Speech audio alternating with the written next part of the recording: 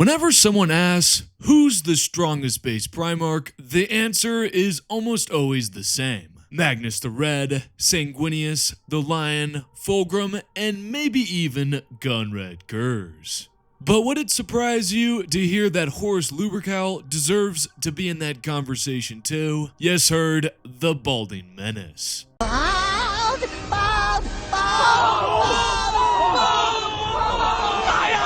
A Primarch with almost no notable on-page combat feats until the Horus Heresy. A man whose power scaling resume is so empty it has the same number of feats as a desert in June. And yet, despite all of that, Horus is constantly treated as one of the most dangerous Primarchs of the Great Crusade, based almost entirely on statements alone. So in today's video, we're breaking down Horus Lupercal, the problem with his complete lack of feats, the statements that prop him up as an absolute monster, and finally, where base Horus Lupercal at the height of the Great Crusade actually ranks against his brothers. And ooh-wee, oh my, this is going to be one controversial video, and I'm preparing my udders for these heinous comments. It's time to Powerscale.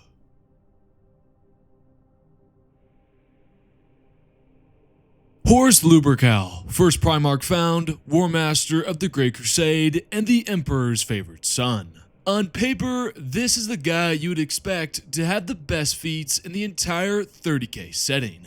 Except, he just doesn't. In fact, Horus barely does anything truly noteworthy on page until the Horus Heresy, and even then, it's only after he receives what might be the single greatest chaos buff ever recorded that he starts putting up truly absurd showings. And that's where the problem begins. You're a problem.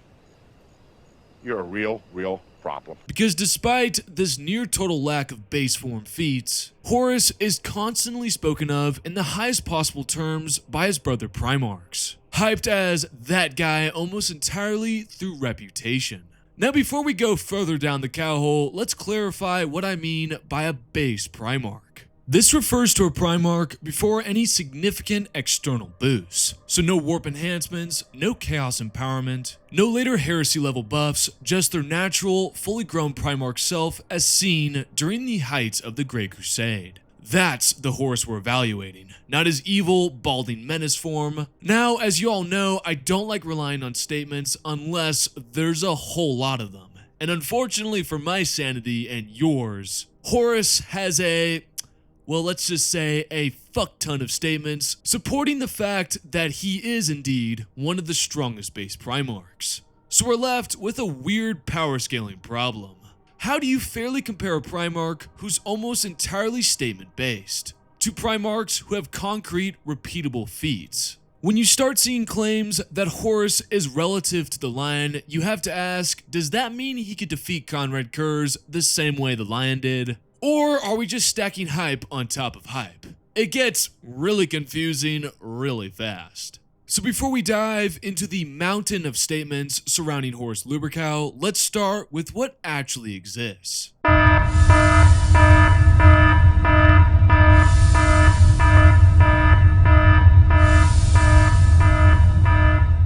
The number of on-page feats Horus displays in his base form come from only a handful of sources. Horus Rising, Wolf of Ash and Fire, Deliverance Lost, and The Last Council. More recently, we can add the new Dropside Massacre book, but whether that showing truly counts as base Horus is definitely debatable, given the events on Davin.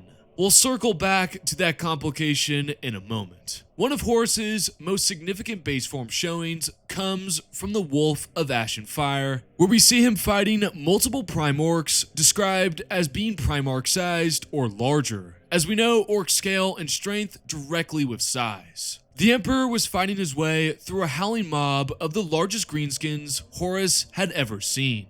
Most were the equal of a Primarch in stature, one even dwarfed the Emperor himself. Now we can't say these Prime Orcs are definitely Primarch level, but they're clearly operating in that general weight class. The Emperor is often described as standing around 14 feet tall, and some of these orcs are stated to be larger than even him.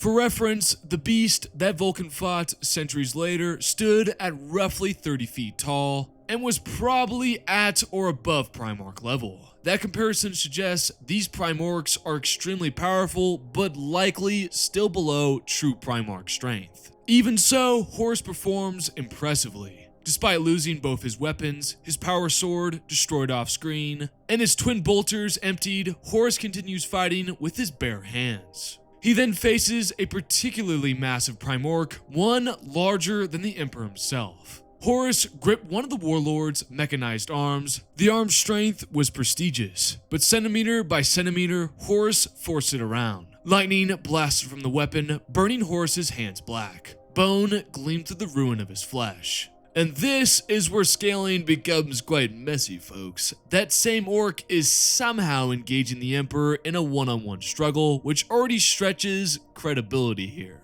Yet Horus is able to overpower the creature's mechanized arm and tear it off entirely, which is an undeniably strong feat. If we assume this orc stood somewhere around 25 to 30 feet tall, it would place it slightly below the beast, but still far beyond normal war bosses. Potentially near Primarch level, but definitely not there. What complicates matters further is the positioning. The orc is choking the Emperor with one hand, while Horus is wrenching the orc's other arm free, almost like a child trying to pull a parent away. Which might be the funniest thing I've seen a Primarch do in my Gao life.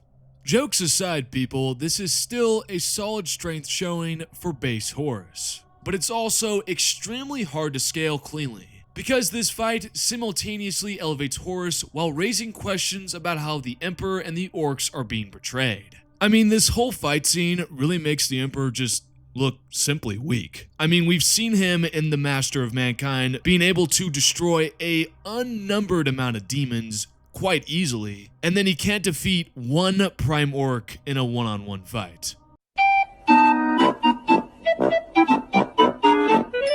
It makes me think that he was actually appearing to need help for Horus Lupercal's sake, to make him feel better or something like that. Because it really doesn't make any sense that the Emperor can't one-shot this ginormous orc. Moving on before I get too into the autistic cowhole there.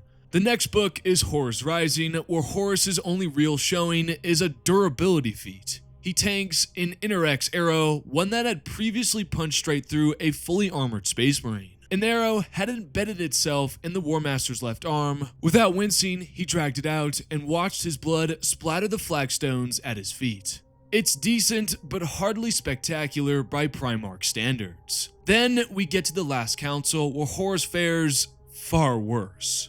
When Horus brings up the Lost Primarchs, Malcador the Sigillite, the absolute Chad, immediately shuts him down, literally by telepathically choking him into submission. Silence. Horus froze, his limbs locked fast within his armor. Slowly, Malcador stood, holding the Primarch in place with the power of his mind. And nothing more. You will be silent, or I will unmake you here and now. I've covered this moment in another video, but it's pretty clear that Malcador could have killed Horus on the spot if he had chosen to. Then in Deliverance Lost, we're told that Horus and Korax were evenly matched in sparring, including physical strength. Physically, Horus and Korax had proven an even match for each other in their mock duels and wrestling bouts. Yes, this is sparring though, so neither Primarch is going all out, but it gives us a baseline comparison. And then, folks, we come to the problem child.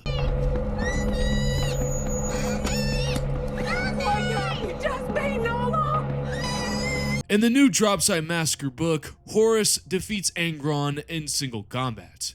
Angron is going for the kill, and Horus is explicitly holding back. Horus lets go of Worldbreaker. The Great Mace falls. Horus catches the haft of Angron's first axe. A stalemate, but not really. A demonstration that Horus could have ended the fight already. Could have ended it with a death stroke, but instead has chosen to take Angron's own blade. On paper, this is a massive upscale. But the issue and the reason I'm a little hesitant to include this feat is that this may not be purely base Horus. During the events at the temple on Davin, during the book False Gods, Horus explicitly accepts the warp.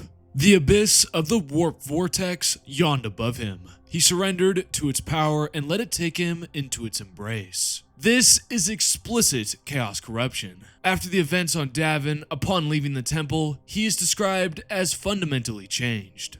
The eye in the center of his breastplate blazed a fiery red, and the laurels at his forehead framed features that were beautiful and terrible in their magnificence. The War Master stood before them, unbowed and more vital than ever, the sheer physicality of his presence robbing every one of them of speech. Horus embraces the madness and the dark gods, falsely believing that he can dominate them rather than serve them. There is also the important context that if Horus does not fall, he will die, meaning Horus can only leave the temple alive if he has surrendered to the dark gods. So Horus is definitely corrupted by chaos in some capacity at this point. And recent lore removes any remaining mysteries about what that means in practical terms. Chaos allegiance comes with physical and supernatural buffs. In the Chaos Space Marines 10th edition codex, gifts of the gods are explicitly described as granting increased toughness, greater strength, additional attacks, and unique abilities. So being corrupted by chaos absolutely provides buffs.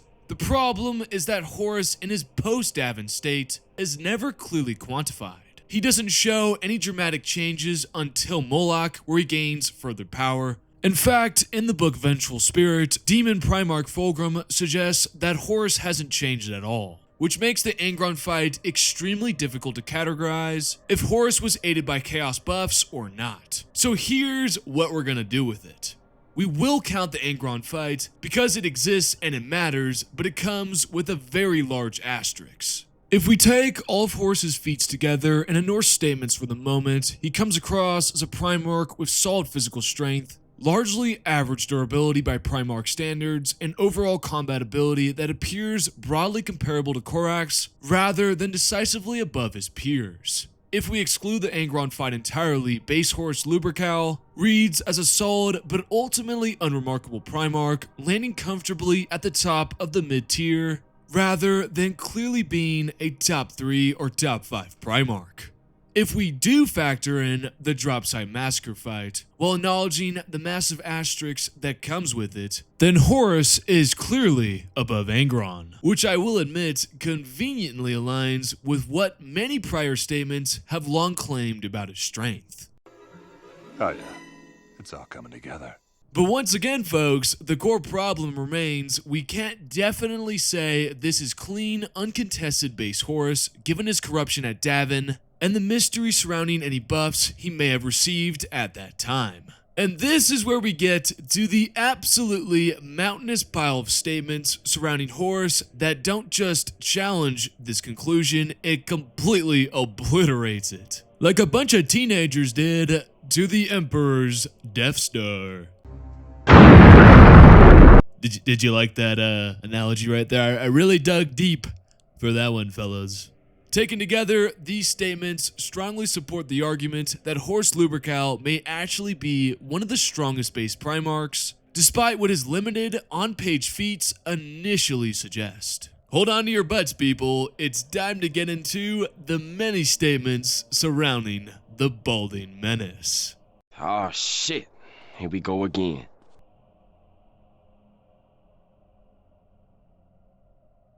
Overall, Horus has an insane number of statements regarding his prowess, and these can be used to build a compelling argument about where he should sit in regards to base Primarch rankings. These statements come from the book Scars, Raven's Flight, Vengeful Spirit, an Age of Darkness rulebook, I know, kind of a crazy pull, and Son of the Forest. Let's start with the book Scars, where we see the Primarchs themselves discussing Horus after he was crowned War Master, highlighting his reputation among his brother Primarchs. Sanguinius leaned back in his throne, dangling a golden goblet casually in one hand.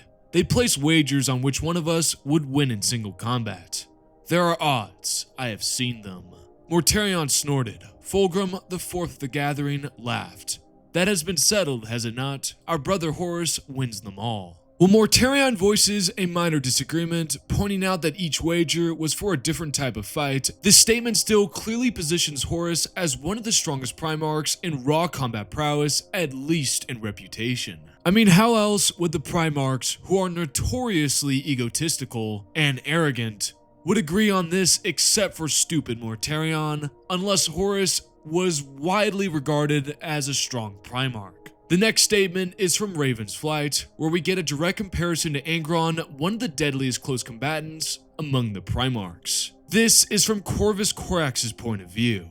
He would have to face Angron. He knew he would fall to the World Eater. There was not a Primarch that could best him in single combat, save perhaps Horus and maybe Sanguinius. Even though Horus later faces Angron and defeats him in the book Dropside Massacre, but still, this statement suggests that Base Horus was considered one of the Primarchs potentially capable of matching Angron, the same Base Angron who defeated Guilliman and Leman Russ, which supports the argument that Horus Lupercal is indeed a high-tier Primarch. Then, in Vengeful Spirit, Leman Russ, prideful and supremely confident in his abilities, expresses genuine uncertainty about facing Horus in combat. I fought every one of my brothers over the centuries, either in training or with Bloody Blade. I know for a fact I can kill any one of them if I had to, but Horus? Russ shook his head. His next words were spoken like a shameful confession, each one a bitter curse. He's the one I don't know if I could beat.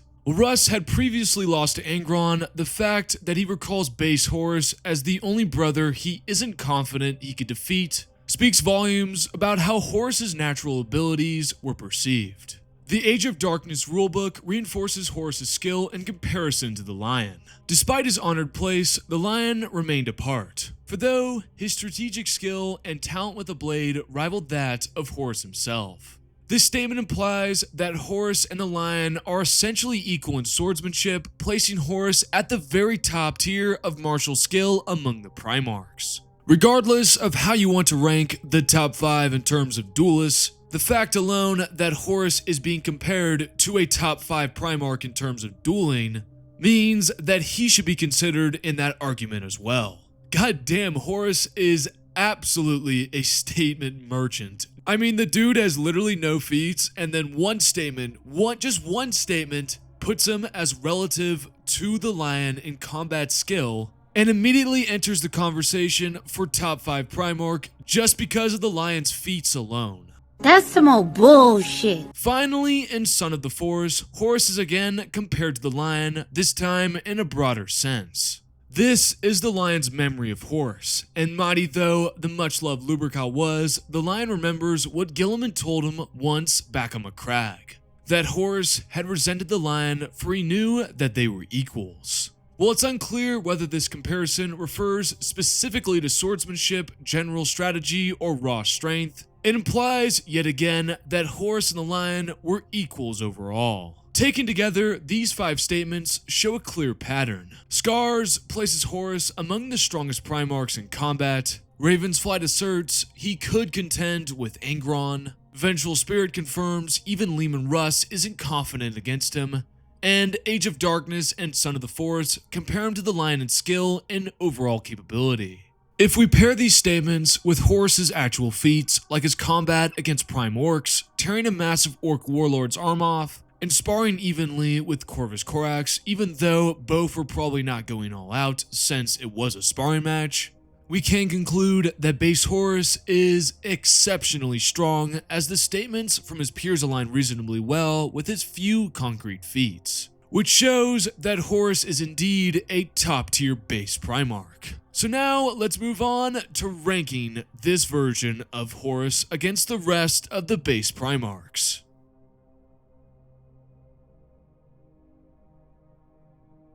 Across Warhammer 40K, the Primarchs rack up a massive web of fights, feats, and comparative showings. And while you could go Primarch by Primarch and litigate every duel in exhausting detail, which may result in a 30 to 40 hour video, which I'm really tempted to do for autistic purposes, but there's a much faster and admittedly more milk-addled way to sketch out a rough hierarchy by chaining together a few key outcomes and statements that already exist in the established lore. And honestly, all we really need is the two statements that link the Lion and Horus Lupercal to being relative to each other in both combat skill and prowess. And that matters because the Lion is already widely regarded as one of the strongest base Primarchs. As during the Horus Heresy, he was able to overcome Conrad Kurz, a Primarch with literal precognition, who is also considered one of the strongest base Primarchs, as well as later during 40K in the Ark of Omens, he was able to defeat a Demon Primarch Angron. So if multiple statements are placing Base Horus as relative to the Lion, it's reasonable to conclude that even without Chaos buffs, Base Horus sits at the very top of the Primarch power rankings, like I've inferred several times throughout this video. Which, if you think about it, is a pretty insane turnaround.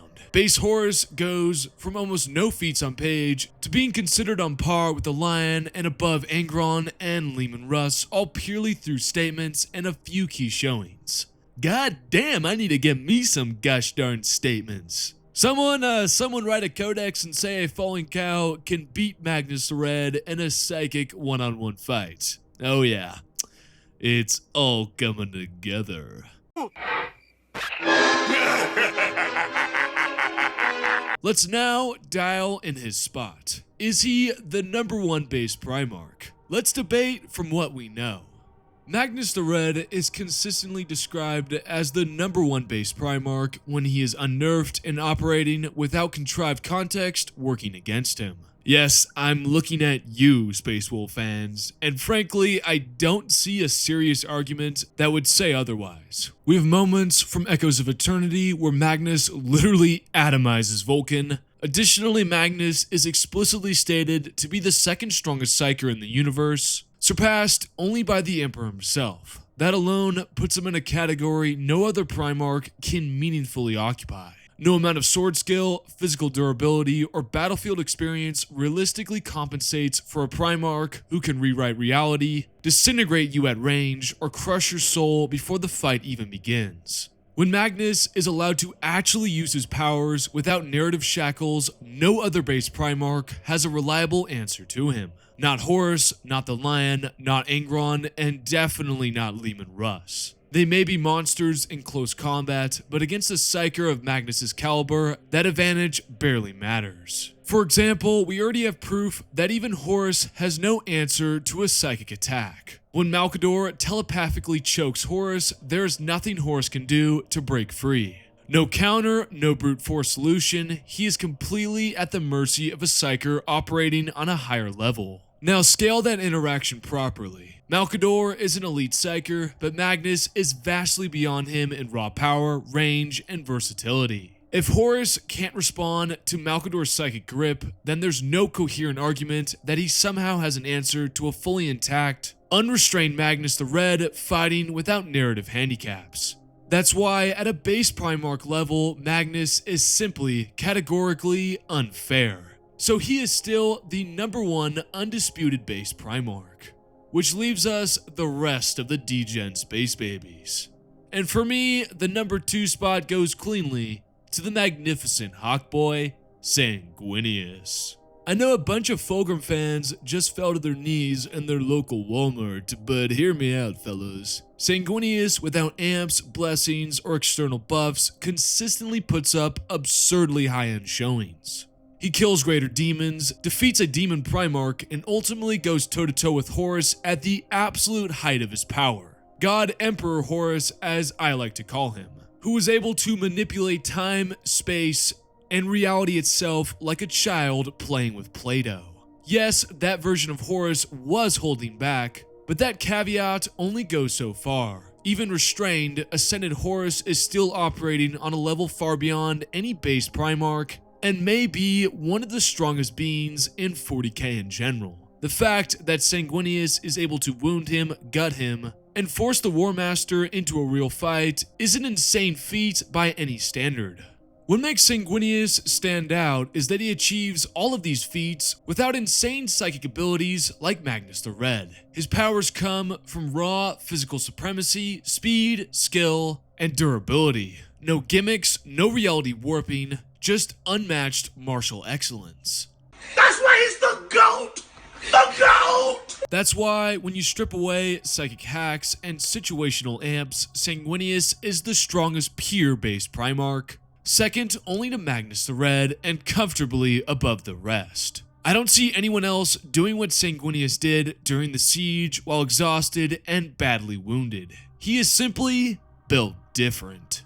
Then we come to the number 3 spot, and this is where things get crowded. Suddenly, a whole lot of Primarchs are fighting for the same rank on the ladder. Fulgrim, Angron, Leman Russ, Corvus Corax, Conrad Kurz, the Lion, and of course, Horus Lupercal. But we can start making eliminations pretty quickly. If Horus and the Lion are relative to each other, and Angron outright loses to Horus, even factoring in Horus's strange, hard to quantify chaos buff, then Angron logically sits below both Horus and the Lion. And once Angron drops, a few others fall with him. Leman Russ is out, he loses to Angron in the book Betrayer, and even Russ himself admits uncertainty when it comes to facing Horus. Corvus Corax is also out as well. He explicitly states that he doesn't believe he could defeat Angron in a fight, which puts him below anyone who scales above Angron. Thus, he is also below the Lion and Horus. We can also eliminate Conrad Kurz, since he loses to the Lion multiple times throughout the Horus Heresy, and if Horus is truly comparable to the Lion in both skill and overall prowess, then there's no reason to believe Conrad Kurz fares any better against the Balding Menace. That process of elimination leaves us with 3 real contenders for the number 3 spot. Fulgrim, the Lion, and Horus Lupercal. And no guys, I'm not going to individually rank every Primarch I just dismissed. That's going to be its own video at some point. What matters here is that once the statement scaling and direct losses are accounted for, the debate at number 3 narrows down very cleanly to these 3. And I think we all know who I'm going to eliminate next. Fulgrim is absolutely a top 5, arguably top 6 base Primarch, but I don't think he cracks, get it, cracks, the top 3. And the reason for that is the core problem with scaling base Primarch Fulgrim is we barely see him in action. His clean, uncontested base appearances are very limited. Realistically, we only see him in his base vanilla form in the book The Palatine Phoenix, and for a brief window early on in the book Fulgrim, before he picks up the Lair Blade and immediately turns into a ketamine-addicted menace. And that matters because nearly all of Fulgrim's most impressive combat showings come after he acquires the Lair Blade. In Fulgrim, he fights against the Avatar of Cain and Ferrus Manus, which are often cited as evidence of top-tier prowess, but in both cases, Fulgrim is wielding the Lair Blade. The weapon very clearly enhances his strength, speed, and overall prowess. Prior to the blade's influence, Fulgrim and Ferrus are portrayed as far closer in raw prowess, which strongly suggests that base Fulgrim is roughly in Ferrus Manus' weight class. And while Ferrus is no slouch himself, that tier simply doesn't support a top 3 placement among the base Primarchs. Is that reasoning a little rough? Sure, but given the lack of clear base feats and how heavily Fulgrim's best showings rely on external amps, I don't think placing base Fulgrim outside the top 3 is an unreasonable decision. That said, the Fulgrim Lair Blade situation deserves its own dedicated breakdown because of how autistic it is. And honestly, I'm having such a blast with making this video on the Balding Menace, I might need to take a crack at the ketamine abuser himself in a future Powerscaling Beeps installment. Let me know down below if you would want to see a continuation of this series, whether it's with Fulgrim or any other Primarch or hell, any other character in 40k down the road. But back to this video's topic. So with all these power scaling eliminations, it truly comes down to the Lion versus Horus over the number 3 spot. Both are stated to be relative to each other in terms of skill, so I think this contest really comes down to speed. And the Lion is incredibly fast. We see the Lion's speed firsthand in the book Savage Weapons. Forgive me, brother. Kurz tilted his head. For what? Corswain was watching both Primarchs, yet still never saw what happened. Such was the speed of the Lion's movements. One moment, the two brothers were speaking, the lion's features cast down in contemplation, Kur's eyes fever bright. The next, Kur's features twisted into a taunt rictus of pain. Blood running between his clenched teeth, the lion held tight to the grip of his blade, buried to the hilt in his brother's stomach. More than a meter of shining, blood-stained steel thrust from the back of Kur's armor. For such a dishonorable blow, the lion whispered into Kur's pale, bleeding face. This is simply an insane speed feat from the lion. Easily one of the best in the entire setting. Not only does he move so fast that a Space Marine can't even perceive what has happened, despite Astartes routinely being described as blurs to mortal eyes, but he also accomplishes something even more absurd. He outright blitzes another Primarch, and not just any Primarch, Conrad Kurz. A Primarch who can literally see the future. His entire combat style is built around precognition, anticipation, and simply being able to know what is coming next. Yet despite that advantage, the lion crosses the distance and buries his blade in Kurz before anyone present, including an observing Space Marine and a Primarch, can even register the motion. On the other hand, Base Horus simply does not display the same level of extreme speed like the lion. We do have some examples of Base Horus moving fast, like in the book The Wolf of Ash and Fire. The mech warlord turned his spinal weapons on Horus, and a blistering series of lightning strikes hammered the walkway. Horus dodged them all, a wolf on the hunt amid the ash and fire of the world's ending. This is a pretty impressive feat, as Horus is fast enough to evade a sustained barrage of lightning fire in open terrain. However, that speed is not that impressive, as Primarchs dodge this type of weapon discharges on the regular like bolter or plasma fire. Another example of Horus's speed comes from the book False Gods when he duels Yugan Temba and the Anathema Blade, where Horus is unable to avoid being struck in melee. He brought the blade to his blue lips and said, "The War Master Horus." With a speed that was unnatural in its swiftness, the tip of the blade speared for the War Master's throat. Horus threw up his sword, deflecting Temba's weapon barely a centimeter from his neck, and took a step backwards as the traitor lurched towards him. And crucially, both blades pierced flesh at the same instant. Horus tearing through his foe's chest and into his heart and lungs, while Temba's stabbed into the muscle of Horus's shoulder where the armor had been torn away. Horus does recover instantly, reacting with all the speed the Emperor bred into him, severing Temba's arm and effectively ending the fight. But the damage is already done.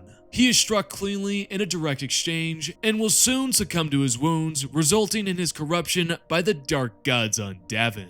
And I will admit though, the Anathema Blade is a uniquely lethal weapon, explicitly designed to kill any target whose name is whispered into it. Horus still fails to fully outpace a Nurgle-possessed planetary governor wielding this weapon. The weapon is dangerous, yes, but the exchange still highlights a moment where Horus is unable to decisively overwhelm his opponent through speed alone. That said, this is not a knock unique to Horus, as realistically most Primarchs would have struggled in this scenario, facing a warp-empowered foe backed by a demonic artifact engineered to kill whoever is whispered to the blade. The notable exception would probably be Magnus the Red, whose psychic powers and range would allow him to neutralize such a threat without much problem, as he would not have to resort to melee to atomize this stinky governor. Regardless, if we look at the evidence, Base Horus is undeniably fast enough to dodge lightning fire, fast enough to contend with warp-enhanced opponents,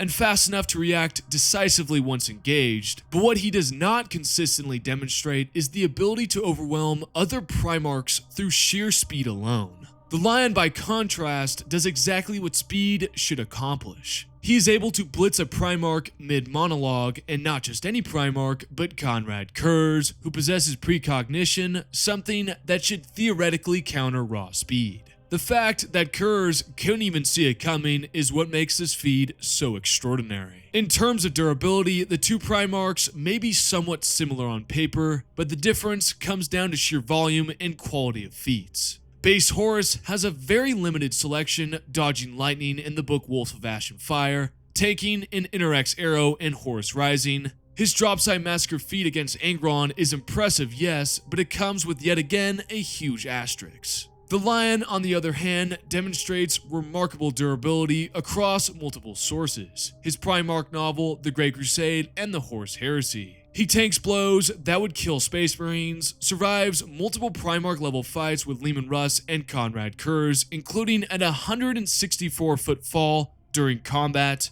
in the book The Great Wolf, and continues fighting even when grievously injured. In his fight against Conrad Kurz in the book Savage Weapons, he survives with almost none of his skull intact. The Lion was in a similar ruin, surrounded by his blood-clad warriors, blood sheeted down the back of his head, a liquid cloak down his shoulders. Corswain had no idea how he still lived with so little of his skull intact. The two Primarchs staggered back from one another, cursing each other above their sons' heads, both hindered by weakened limbs and grievous wounds that made the air stink with their genetically divine blood.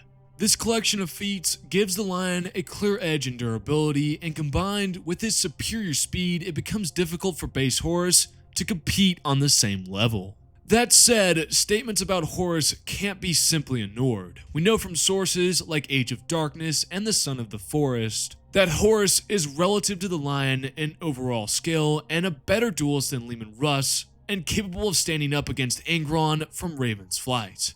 The issue here is that statements alone do not provide quantifiable feats. In a pure power scaling sense, the Lion likely outranks Base Horus due to his unmatched speed and more extensive durability feats. However, skill-wise, Horus is very close to him, which aligns with textual comparisons. In conclusion, Base Horus Lupercal ranks around number 4 among the base Primarchs. He is formidable and relative to the Lion in skill, but when factoring in measurable feats, speed, durability, and fight-ending capability, the Lion just takes the edge.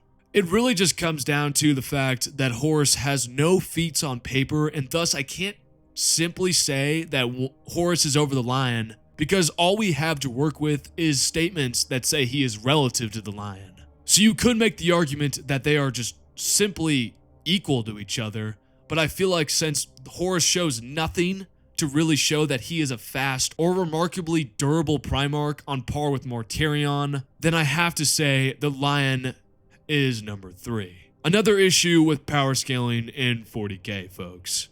However, this represents a major shift in how we rank Horus in general. Throughout my time power scaling the base Primarchs, Horus has generally been considered more of a masterful strategist than a powerful warrior. But after doing this deep dive into the many statements surrounding Horus for this video, I've discovered that even though he lacks a ton of measurable feats, Horus has consistent statements from his peers and in-universe sources that support the argument that he is very likely one of the strongest base Primarchs, and upon comparing his feats and statements, probably ranks at number 4, even without the overwhelmingly physical feats to fully back it up. You can't keep getting away with it! You can't keep getting away with it! Putting him behind Magnus, Sanguinius, and the Lion, but over anyone else among the Primarchs. And that is going to do it for this silly little video. I wonder if this video will stop people from roasting the Bald Menace. If I had to bet 20 shekels, I would probably say no.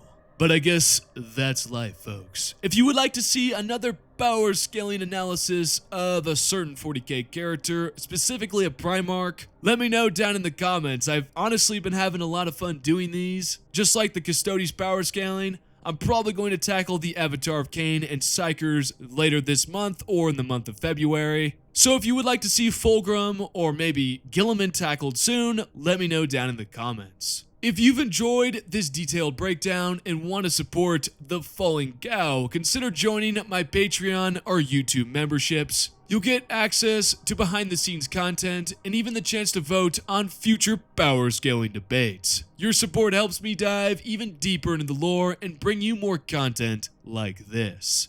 Shout out the cool cows already there. Omar_828, Musty Lawyer, Jabungus, which is a fucking hilarious name, Seth Capsilla 9509, Nathan, Musty, Omar, Nico 149, and Keydri. You guys are the absolute best, and I hope you got 500 buckets of milk for Christmas. Once again, I'm gonna keep trying to pump out these power scaling analyses because they're so goddamn fun.